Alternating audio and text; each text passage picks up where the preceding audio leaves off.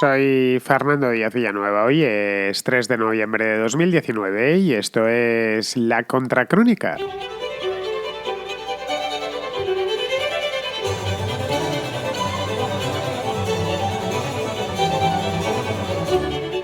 Bienvenidos un domingo más a La Contrarréplica, el programa en el que los oyentes toman el micrófono de su teléfono, eso sí, y se hacen dueños del espacio, se hacen dueños de la contra. Bueno, de hecho lo son todos los días, pero hoy especialmente porque el único contenido que hay son las propias llamadas de los oyentes que tienen a bien dejarme notas de voz que graban con sus teléfonos y me las envían a un número de WhatsApp que es el siguiente, apuntadlo antes de que se me olvide, es el 690 827909. Bien, me envían, esto se lo digo no a los habituales, que ya sabéis muy bien cómo funciona este espacio, sino para los que os estéis incorporando nuevos, que nunca hayáis escuchado la contrarréplica. Bien, esto simplemente tenéis que enviar una nota de voz, vale para hoy, vale también para cualquier día de la semana, porque como bien sabéis, después de al final de cada programa, la última parte de cada programa, durante de lunes a jueves, pues hay siempre el papel de los oyentes, la contrarréplica de los oyentes en la que me plantean pues una variedad de temas prácticamente infinita. Para los domingos suelo dejar los temas más de fondo, como vengo haciendo desde hace ya unos cuantos meses, mientras que entre semana trato los más urgentes, la cosa más perentoria, más atada a la actualidad del día. Bien, el mensaje tiene que durar aproximadamente 1, 2, 3 minutos, más o menos en función de lo que queráis contarnos. Puede ser una pregunta, puede ser también una reflexión, en fin, un poco lo que vosotros veáis. Podéis incluso abrir debates, cosa que a mí me gusta mucho, pero siempre, esta es una de las normas de este programa, de la Contrahistoria y de todos los que yo hago, siempre con educación. Muy bien, pues dicho esto, pasamos ya a la contrarréplica.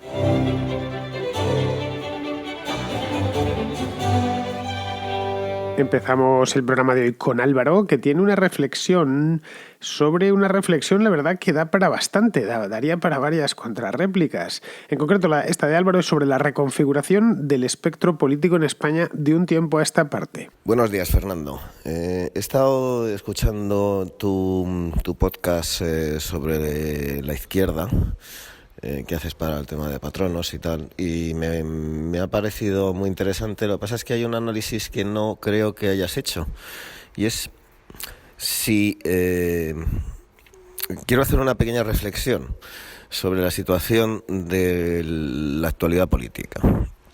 A ver, si considerábamos que el arco político fuera un reloj y dijéramos que el centro son las 12 de la noche, las 6 de la tarde, las 6 serían como los extremos, ¿no? Y por el lado derecho del reloj vendría lo que serían las 5, sería la extrema derecha, y los que serían las 7 sería la extrema izquierda. A las 3 estaría la derecha clásica y a las 9 estaría la izquierda clásica. Si analizamos un poco lo que es la situación política actual, realmente lo que nos damos cuenta es que lo que ha ocurrido en los últimos años, sobre todo desde que apareció Zapatero y desde que apareció Rajoy, ha sido que el centro se ha movido. El centro ha dejado de ser las 12. Lo que el centro le ha ocurrido es que se ha ido a las 9 o a las 10 de la noche. O a las 10, a las 9 o a las 10. De tal manera que si tú haces un análisis respecto al centro y giras el reloj y pones las 9 de la noche arriba, lo que se convierte en el extremo es la derecha clásica. Y por eso consideramos que el centro es la derecha. Ciudadanos se ha convertido en un partido de derechas. De hecho, el PP en algún momento, al moverse hacia la izquierda, ha sobrepasado el centro, y parece que Ciudadanos en algunos momentos es más de derechas que el PP, porque el PP casi se ha movido a las 11 de la noche, a las 11, y que lo que es los extremos, como podría ser Podemos y lo que podría ser CiU, por ejemplo, que yo considero de extrema derecha, parece moderado. Deberíamos de preguntarnos cómo es posible que se haya llegado a este sitio, quién lo ha puesto aquí, y Vox, que es extrema derecha, o se considera extrema derecha, claro, nos ha fastidiado que se considere extrema derecha, está justo en el vértice contrario. En las 3 de la tarde, comparado con las 9 de la noche, con las 9, pues evidentemente está en el lado contrario. Si haces ese pequeño análisis, me gustaría que intentaras ver, a ver si tengo cierta razón en este análisis que estoy haciendo de cuál es el arco político y si nos puedes intentar, si crees que tengo algún punto de razón en este aspecto, cómo es posible que se haya llegado hasta aquí. Muchísimas gracias y espero que te haya resultado útil esta pequeña matización de análisis de la situación política. Pues como he dicho antes, Álvaro, es un tema muy interesante. Vamos a ver si lo trato así de manera breve y concisa porque no tengo mucho tiempo. A ver, el centro, no solo en España, en cualquier país, el centro político así de manera general es líquido porque encuentra su lugar en función de los extremos. Es decir, no está situado en el mismo lugar el centro en Polonia que el centro en Italia o que el centro en España o que en el Reino Unido. En cada país el partido de centro o las posiciones de centro varían un poco en función de cómo estén colocados los extremos. Por lo tanto, ahí hablar de centro en España, antes de poder hablar de centro, mejor dicho, tienes que saber muy bien, tener bien ubicados dónde están los dos extremos, es decir, el partido netamente de derechas y el partido netamente de izquierdas. Bien, en España, y esto creo que no es un misterio para nadie, el espectro político está ligeramente inclinado hacia la izquierda, pero no desde tiempos de Zapatero, es decir, no desde hace 10 o 15 años, sino desde mucho antes. Las razones por las cuales el espectro político está inclinado hacia la izquierda en España pues son múltiples, muchísimas, que me haría falta un programa entero, sino más para explicarlas todas, irlas desgranando una a una y explicando. Pero vamos, van desde el hecho mismo de que este sistema, de nuestro sistema, el régimen del 78, que llaman algunos, a pesar de venir directamente del franquismo, eso es indiscutible, es un hecho histórico indiscutible. Los que traen la democracia a España son los antiguos miembros algunos ministros del franquismo, gente venida desde el franquismo, que pacta con gente que estaba fuera del franquismo. Crean la Constitución, la Consenso en el año 1978 y a partir de ahí pues arranca el régimen que lleva ese nombre, o mejor dicho, ese número, el del 78. Es cierto que antes de esa Constitución ya se habían dado muchísimos pasos y que los habían dado exclusivamente esos ministros de Franco, como se suele decir, lo de ministros de Franco entre comillas, porque algunos fueron ministros de Franco y otros aunque formaban parte del régimen, no habían llegado nunca a ser ministros. Qué sé yo, pues el caso, por ejemplo, del propio Adolfo Suárez, que nunca llegó a ser, fue ministro secretario general del movimiento en todo caso, pero vamos, que era demasiado joven, o el caso de Rodolfo Martín Villa. Este sí que nunca había llegado a ser ministro con Franco y luego lo fue ya en plena transición ministro de Suárez en la UCD. Pero bueno, a pesar del hecho, que es un hecho histórico, de que este sistema proviene directamente del franquismo, pues se ha construido a lo largo de los últimos 40 años contra el franquismo. Eso sería una de las partes. Podríamos seguir con otros muchos más temas. Otro, por ejemplo, que es no menos importante, es que el llamado régimen del 78, al final quien le da forma no es Suárez y esos, entre comillas, ministros de Franco, sino el Partido Socialista Obrero Español durante las 4 legislaturas encadenadas de Felipe González, de 1982 a 1996. Fueron muchos años y es cuando nuestro sistema político adquiere su forma final. Bien, a partir de Zapatero, ¿qué sucede? Pues sucede que la cosa se inclina todavía más, la inclinación es más pronunciada hacia la izquierda. Y cuando ya entramos en crisis, esto fue hace poco más de 10 años, en el año 2008, quien recogió el descontento por el desempleo, en fin, por la crisis, fue básicamente un partido de izquierdas que apareció al final, ya en la parte final de la crisis, en 2014. Ese partido es Podemos. Bien, esa es la razón por la que la derecha española, el PP podríamos dejarlo así, en lo que fue Alianza Popular y luego posteriormente el Partido Popular, es asimilable con los demócratas estadounidenses en muchísimas cosas. A ver, de esto no hace falta extenderse mucho. Yo puedo contar anécdotas personales con gente, incluso del PP, o no hay más que ir a las simpatías que despiertan los candidatos demócratas en Estados Unidos, ya le hace Hillary Clinton, Obama, John Kerry en el Partido Popular Español, y las que despiertan los candidatos republicanos. No digo ya Donald Trump, sino el que escojamos. Puede ser George Bush en el pasado, McCain posteriormente, que no tenía muchas, esa es la verdad, salvo en algunos sectores, pero el resto se identificaban y se siguen identificando, creo yo, más con el Partido Demócrata que con el Partido Republicano. Esa es también la razón por la que nadie en España, o casi nadie, no nadie, pero muy poca gente, se define abiertamente como de derechas, aunque luego lo sea realmente y busca eufemismos como, qué sé yo, centro reformista, por ejemplo, liberal conservador. Para eufemismos, para no decir soy de derechas, hay un montón en España. Eso de centro reformista se lo inventó José María Aznar. Esto hacía muchísimo tiempo, era como cosa de 20 años, quizá más, que cuando se encargó ya del partido, llegó al gobierno, pues vamos a... No, esto lo hizo antes, de hecho, de llegar al gobierno.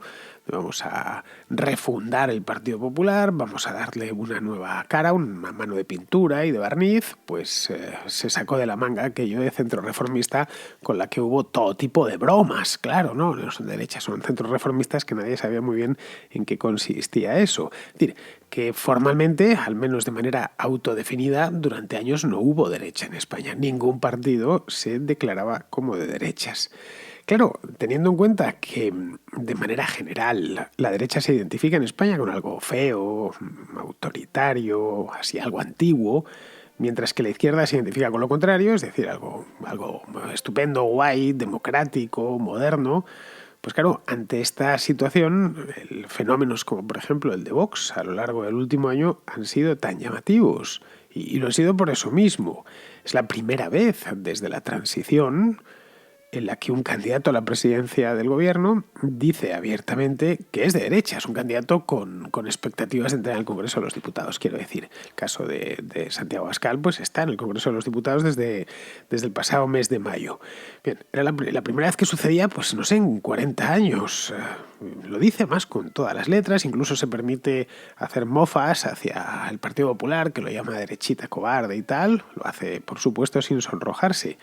Esto ocasionó, hace justo un año, cuando Vox se destapó en las elecciones de Andalucía, ocasionó tal estupor que llevamos un año con Vox siendo objeto de ataques, generalmente furibundos y generalmente desde la izquierda. Pues, ya digo, por puro estupor, por pura sorpresa. No se esperaban que una cosa así fuese a suceder. Es decir, que fuese a aparecer un partido que dijese que es de derechas y hubiese gente detrás votándole.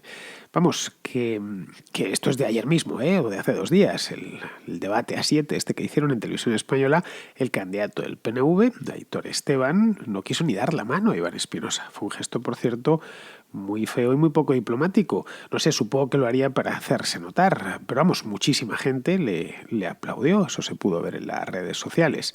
Vamos, resumiendo, que si de algo ha valido la fragmentación del espectro político en España en 6 partidos, ha sido para contrapesarlo hacia la derecha, ya que con tanto partido no quedaba otra que buscar un espacio bien definido, y eso también se ha llevado, lógicamente, el centro hacia la derecha. Vamos ahora con Luisiana, que es una oyente de Venezuela. No es que sea de Luisiana, Luisiana es un nombre que tiene, por cierto, un nombre bien bonito, que también nos regala una reflexión, aunque esta vez sobre la ceguera voluntaria. Es una reflexión algo larga, pero merece la pena escucharla entera. Felicitaciones por tu programa, de verdad que lo he disfrutado muchísimo, lo descubrí hace poco y no me he perdido ninguno. Soy una venezolana que tiene 3 años fuera de su país. El resumen que diste sobre la violencia en Venezuela, muy acertado. Por supuesto, la situación es tan compleja que es muy difícil.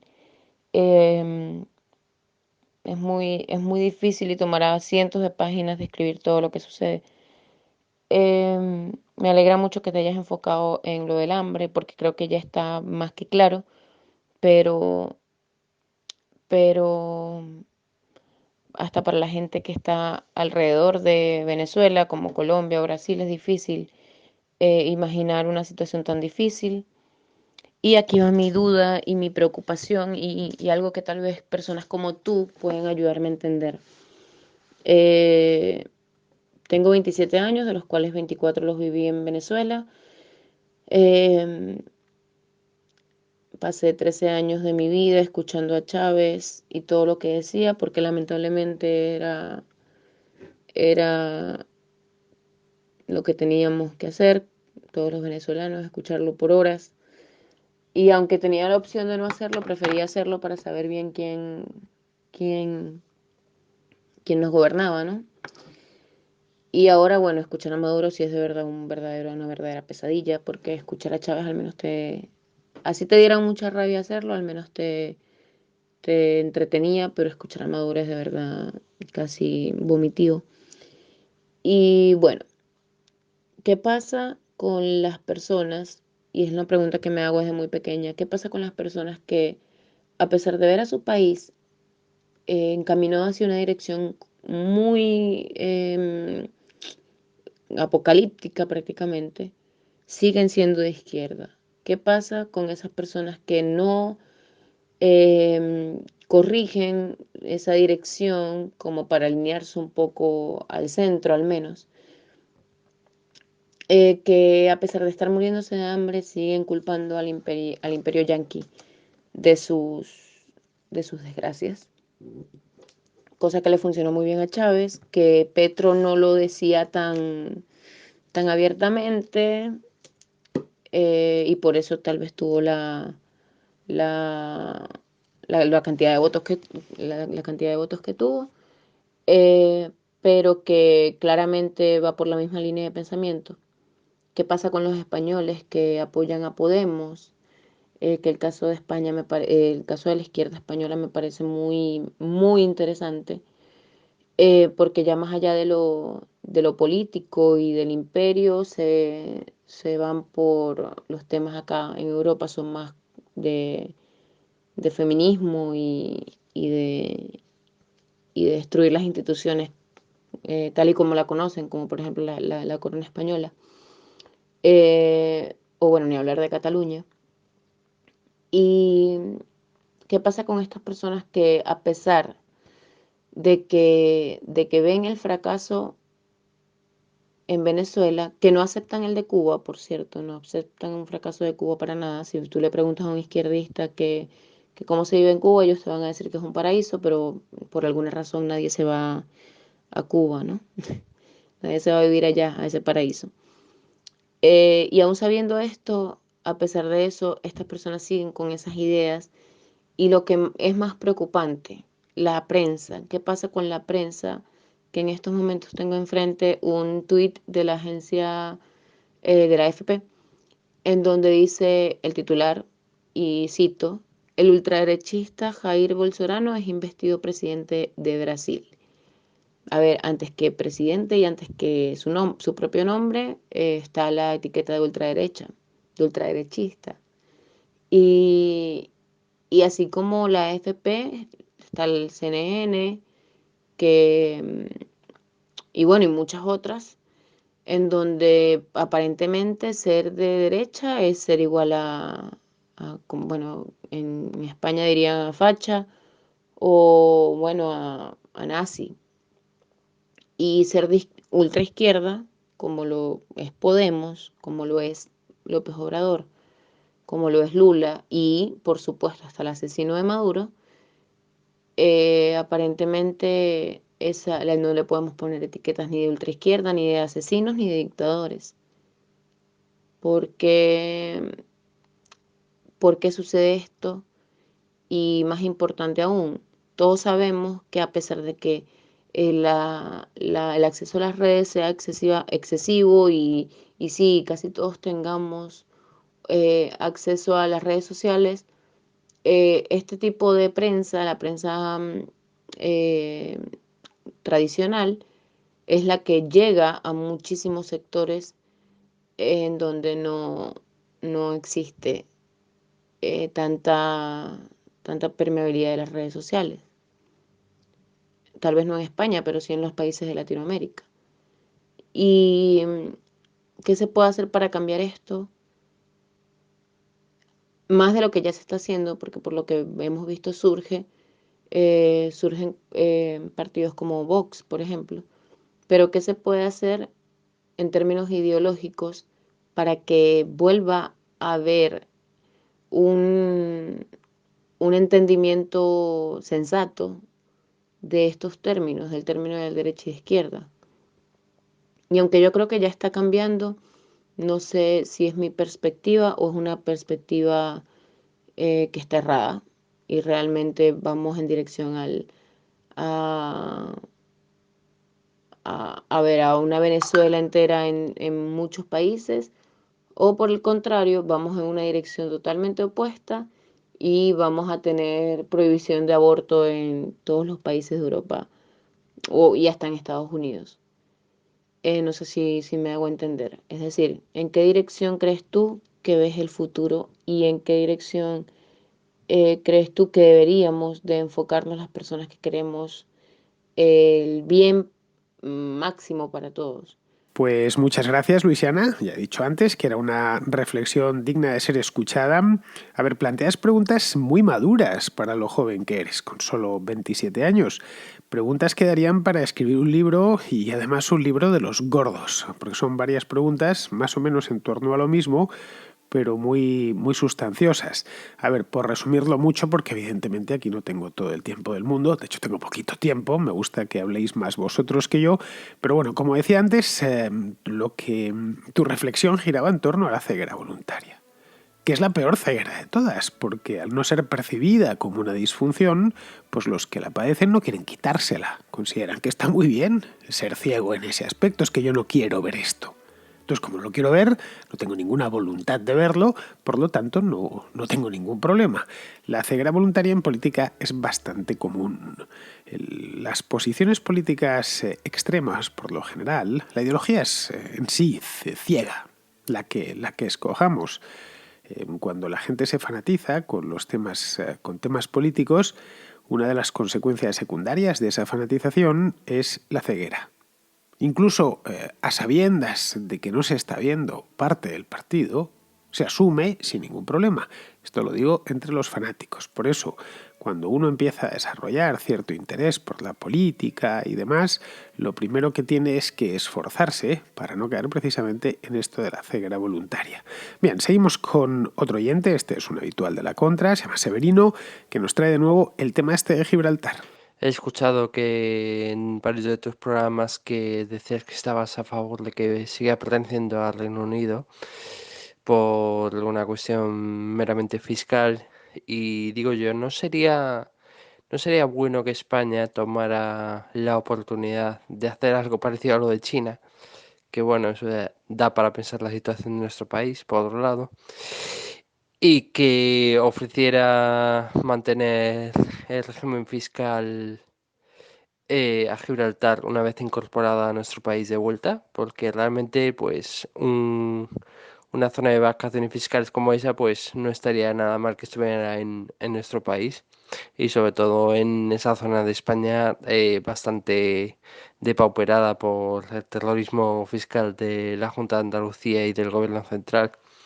Bueno, Severino, esto creo que lo hemos hablado ya en alguna ocasión. A ver, esto de crear un régimen fiscal especial para Gibraltar, pues también algo parecido a lo de Hong Kong. Bien, es implanteable, pero bueno, por poder, el gobierno también lo podría hacer en Ceuta o en Melilla. Es decir, crear un Hong Kong al otro lado del estrecho que le hiciese la competencia a Gibraltar. De esto se ha hablado muchas veces. Yo sería partidario completo, además, de que se hiciesen, porque está bien eso de que existan sitios donde se pagan buenos impuestos, que demuestran además que no es necesario tener fiscalidades tan asfixiantes como las que padecemos aquí en España o en otros países de Europa. También se podría hacer en Melilla, por supuesto, pero claro, si no lo hacen allí, no veo yo motivo alguno para pensar que lo fuesen a hacer en Gibraltar, en el caso de que lo hablasen con el Reino Unido. Luego estaría el tema de los propios gibraltareños estarían de acuerdo. Habría antes que preguntárselo a ellos. Vamos, digo yo, porque lo primero que habría que hacer, antes de nada, es hablar con los propios gibraltareños. Se puede arguir que es que los chinos no hablaron con los hongkoneses. Pues mal hecho, debieron hablar antes con los hongkoneses. Cuando una ciudad lleva tanto tiempo por su cuenta, y el caso de Gibraltar, pues que son 3 siglos, más de 3 siglos, pues habría que, ya tienes que tener en cuenta desde el principio que la población que había en 1713 no es la misma que hay en 2019. Por lo tanto, una población relativamente numerosa para el poco espacio que hay. Estamos hablando de 30 o 35.000 habitantes, que digo yo que algo tendrán que decir sobre su propia ciudad. Bien, vamos ahora con Lucas, que tiene una pregunta para Javier Caramés, este oyente que vive en Taiwán. No es una pregunta sobre Taiwán, sino sobre algo que está muy relativamente cerca. Una pregunta sobre el Tíbet. Te envío este audio porque me gustaría plantearle de nuevo una cuestión a Javier, nuestro corresponsal especializado en Extremo Oriente, acerca de China y más en concreto sobre el Tíbet. Hace unas semanas, en una respuesta a un programa de Fernando sobre China, dijiste, Javier, que el Partido Comunista Chino está cerca de caer y con ello el régimen comunista, claro. Aceptando que eso sea así, que claro, tú estás más cerca y lo ves mejor, yo no termino de verlo del todo, pero bueno, quería preguntarte sobre la cuestión del Tíbet, que fue anexionado militarmente por el gobierno de Mao hace casi ya 70 años. No es un tema del que se hable mucho por aquí, por el mundo occidental. Recuerdo que hace ya unos años el Dalai Lama renunció a sus cargos políticos dentro del gobierno tibetano en el exilio para quedar solamente como un líder espiritual y religioso. Y quería saber si es un tema del que se hable dentro de la sociedad china, si es un asunto de rabiosa actualidad, dentro claro de que China es una dictadura y no hay mucho margen para el debate. Si el gobierno de Pekín está preocupado o no, si hay o no mucha o poca movilización independentista en la propia provincia del Tíbet, en Lhasa, la capital, etc. No conozco mucho la situación interna del Tíbet, no sé si es una provincia que esté más o menos desarrollada u oprimida en comparación con otras provincias del país, aunque percibo que es más bien lo segundo. Y a nivel internacional y geopolítico no sé si es una situación que interesaría o no a la comunidad internacional, un Tíbet independiente. Al fin y al cabo hablamos de un territorio que es del tamaño del Perú. Es un tema y un lugar que pilla lejos, mucho más lejos que a ti, Javier, y me gustaría saber qué opinas al respecto sobre una hipotética independencia del Tíbet.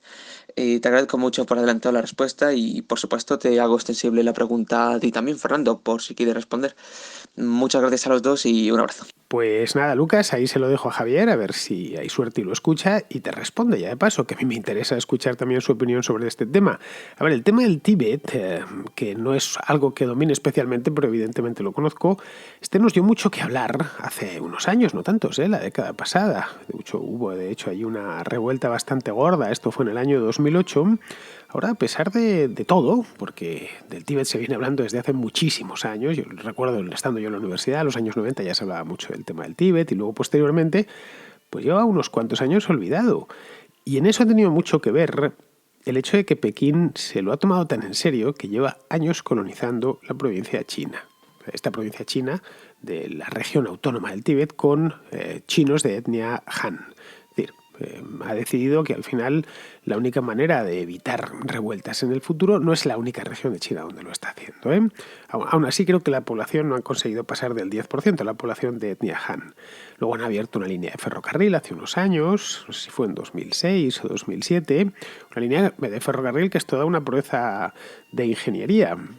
Asciende hasta los 5.000 metros de altura, lo que la convierte en el ferrocarril más elevado del mundo. Vamos, es una obra carísima. Vi un documental hace un tiempo sobre el ferrocarril del Tíbet, un documental de ingeniería, se entiende, y me quedé fascinado. Parte de su recorrido lo realiza a través de terreno helado, de permafrost, y claro, eso obligó a los ingenieros a construir un montón de puentes y a elevar las vías sobre unos taludes especiales, porque si no, las vías se terminarían deformando y claro, los trenes se accidentarían. La situación política, pues la verdad es que no se sabe muy bien cómo está, porque desde el levantamiento tibetano del año 2008 que he comentado antes, hay un montón de restricciones para los periodistas, por supuesto para los periodistas chinos, pero también y especialmente para los corresponsales extranjeros. Es decir, que si yo quisiese ir a China a hacer un reportaje sobre el Tíbet, me pondrían 1000 problemas. Lo mismo si todo lo que quiero hacer es unas fotografías del Palacio de Potala en Lhasa y poco más, pues igual me dejan. Pero si pretendo hacer un reportaje un poquitín más en profundidad, entrevistar a gente, etcétera, lo más seguro es que en la Embajada de China no me den la autorización. Y esto evidentemente cuenta. Un lugar además especialmente remoto. Y luego hazte cargo de otra cosa, Lucas. Aunque sea una región inmensa, y lo es más grande que el Perú, de hecho, tiene más de 1 millón de kilómetros cuadrados, el Tíbet está muy poco poblado. Tíbet está en el techo del mundo. Vamos, ese ferrocarril sube hasta los 5.000 metros, porque tiene que atravesar un puerto, pero es que el ASA creo que está a 4.000. Es decir, lo que no entiendo muy bien es algo parecido a lo del altiplano boliviano. Cómo la gente puede llegar a vivir ahí. Bueno, está acostumbrada, obviamente, pero que si tú y yo nos vamos para allá y nos damos una carrera, nos quedaríamos sin aire a los 100 o 200 metros, ¿no? Pues bien, a pesar de que es gigantesca, está muy poco poblada. Creo que tiene todo el Tíbet, ¿eh? Este 1.000.000 y pico de kilómetros cuadrados tiene algo así como 2 o 3 millones de habitantes, que es realmente poco para una extensión de terreno tan grande. Bien. Vamos ahora con otro oyente, este se llama Ernesto y tiene una pregunta sobre el exilio catalán. Saludos, Fernando, enhorabuena por tu trabajo. La verdad es que estoy enganchado y me encanta cómo lo enfocas. Y bueno, saludo también al resto de oyentes. A ver, yo soy Ernesto Santillán y me considero un exiliado vasco, derivado de la situación que ocurrió con la banda terrorista ETA y con el, el excesivo nacionalismo impregnado en la sociedad. Tanto yo como otras muchas personas del País Vasco decidimos salir de allí, y esto se dio entre principios de 1980 y hasta bien entrados los años 2000, el 2005, 2006. Y sobre este exilio, el exilio vasco de última jornada, ya se habló mucho hace ahora algo más de 10 años a través del foro de Ermua. Y quería plantear, Fernando, no sé si tú piensas que con lo que está ocurriendo en Cataluña, ves que en años próximos puede darse también un exilio catalán, en el sentido de que haya muchas personas que vuelvan a sus sitios de origen, o incluso muchos catalanes que estén hartos de la situación y decidan emigrar al resto de España. No sé qué piensas de esta parte. Lo dicho, un saludo y muchas gracias. Hasta luego. Del País Vasco no sé cuánta gente exactamente llegó a salir. Evidentemente es una cuenta difícil de hacer, pero creo las estimaciones calcularon en su momento unas 200.000 personas entre los años 80 y la década pasada. Muchos estaban directamente amenazados por la ETA y con razón se fueron, lógicamente, y otros pues no querían vivir allí por el mal ambiente que se respiraba, especialmente en los pueblos, en ciertas comarcas del interior del País Vasco, en las zonas rurales, vamos. En Cataluña el caso es diferente. Creo que eso está a la vista. No tenemos una banda terrorista y crucemos los dedos para no tenerla nunca, pero sí se respira mal ambiente. De nuevo en las zonas rurales y por idénticas razones.